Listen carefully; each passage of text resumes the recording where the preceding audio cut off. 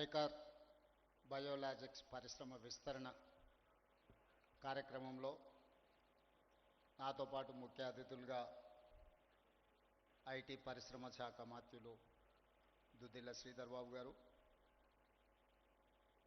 కార్మిక శాఖ గనుల శాఖ మంత్రివర్యులు జి వివేక్ వెంకటస్వామి గారు, మాజీ మంత్రివర్యులు శాసనసభ్యులు సుదర్శన్ రెడ్డి గారు, మేడ్చల్ రంగారెడ్డి జిల్లా కలెక్టర్ గారు,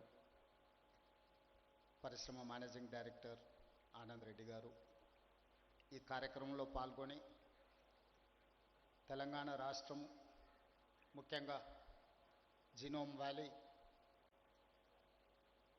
vaccine capital of the world, bulk drugs capital of the world 25 సంవత్సరాల క్రితం 2000 సంవత్సరంలో ప్రారంభించిన ఈ జీనోమ్ వ్యాలీ కేవలం 1200 ఎకరాలలో ప్రపంచానికే వ్యాక్సిన్లో బల్క్ డ్రగ్స్లో ఒక రాజధానిగా హైదరాబాద్ తెలంగాణకు ప్రపంచ స్థాయిలోనే ఒక గుర్తింపు తీసుకొచ్చింది అని అంటే ఇక్కడ ప్రారంభించిన పరిశ్రమలు, ఇక్కడ పెట్టుబడులు పెట్టిన పారిశ్రామికవేత్తలు అహర్నిశలు కృషి చేయడం వల్ల తెలంగాణ రాష్ట్రానికి ప్రపంచ స్థాయిలోనే ఒక గుర్తింపును తీసుకొచ్చిండ్రు. మనస్ఫూర్తిగా ఈ జీనోమ్ వ్యాలీలో పెట్టుబడులు పెట్టిన పరిశ్రమల యజమానులందరినీ కూడా తెలంగాణ రాష్ట్ర ప్రభుత్వం తరఫున నేను అభినందిస్తున్నా. ఈరోజు దేశంలోనే వ్యాక్సిన్ ఉత్పత్తిలో 33% కేవలం జీనోమ్ వ్యాలీ నుంచే మనం ఉత్పత్తి చేస్తున్నామంటే, అదేవిధంగా బల్క్ డ్రగ్స్లో 40% ఈ ప్రాంతం నుంచే ఉత్పత్తి చేస్తున్నాము అని అంటే ఇక్కడి పరిశ్రమలు, పారిశ్రామికవేత్తలు ఎంత నిబద్ధతతో పనిచేస్తూ ఈరోజు దేశానికే పేరు తీసుకొచ్చు. అదే కాకుండా కోవిడ్ ప్రపంచాన్నే భయపెడుతున్న సందర్భంలో కోవిడ్ పేరు తలుసుకోవడానికే, కోవిడ్ వచ్చింది అని అంటే కుటుంబ సభ్యులు కూడా వాళ్ళని తాకడానికి, వాళ్ళని చూడడానికి భయపడుతున్న సందర్భంలో జీనోమ్ వ్యాలీ నుంచే మనం వ్యాక్సిన్ను తయారు చేసి ప్రపంచ దేశాలకు, దాదాపుగా 100 దేశాలకు ఇక్కడి నుంచే మనం వ్యాక్సిన్ అందించినామంటే ఆ గొప్పతనం కూడా ఇక్కడి పారిశ్రామికవేత్తలది, ఇక్కడి పరిశ్రమలు ఉత్పత్తి చేసిన వ్యాక్సిన్ అని చెప్పి తెలంగాణ రాష్ట్ర ప్రభుత్వం గర్వంగా చెప్పుకుంటుంది. ఈరోజు తెలంగాణ రాష్ట్ర ప్రభుత్వం, పార్టీలు ప్రభుత్వాలు మారినా విధానాలు మారలేదు.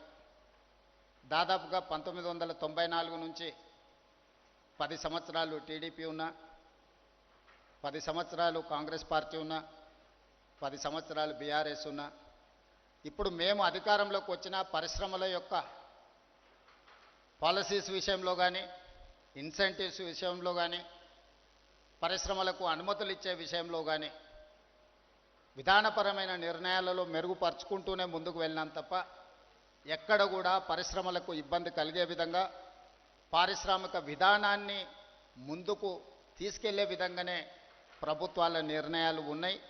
ఇప్పుడు మా ప్రభుత్వం కూడా ఈ విధానాన్ని ఇంకా వేగంగా మెరుగైన విధానాలను తీసుకొచ్చి ఈరోజు ఈ దేశంలో పెట్టుబడులను ముఖ్యంగా తెలంగాణ రాష్ట్రానికి ఆకర్షించాలనే ప్రయత్నం చేస్తున్నాం.